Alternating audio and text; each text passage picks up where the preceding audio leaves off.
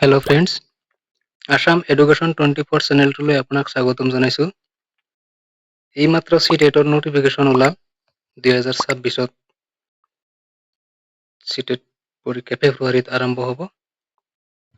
এই চাওক, মই চেক কৰি আছোঁ চিটেট NIC.in NIC.in চাওক, ইয়াতে চাওক নোটিফিকেশ্যনটো ইনফৰমেশ্যন ইয়াতে এই চাওক, ইয়াতে চাওক, ইয়াতে লিখা আছে CBSE চিটেট ফেব্ৰুৱাৰী 2026 24/10/2025 আজিৰ এইটো নিউজটো ওলাল।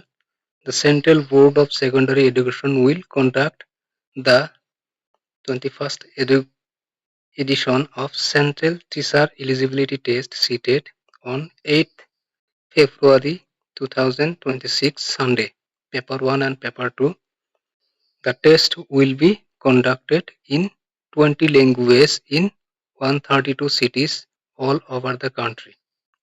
The detailed information bulletin containing details of examination, syllabus, language eligibility criteria, examination fee, examination cities, and important date will be available on CTET official website https://ctetnic.in shortly, and aspiring candidates are requested to download information bulletin from above mentioned website only and read the same carefully before applying.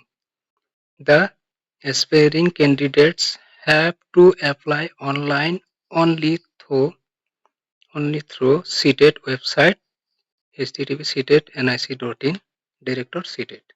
So, আজি প্ৰকাশ হ'ল। গতিকে যিসকলে চিটেট দিম বুলি ভাবিছে মোৰ চেনেলটো ছাবস্ক্ৰাইব কৰি ল'ব। মই 3টা লেংগুৱেজত চিটেটৰ যিবিলাক কুৱেশ্যন আছে, যিবিলাক টপিক আছে, সেইবিলাক আলোচনা কৰোঁ, ইংৰাজী, হিন্দী আৰু অসমীয়াত।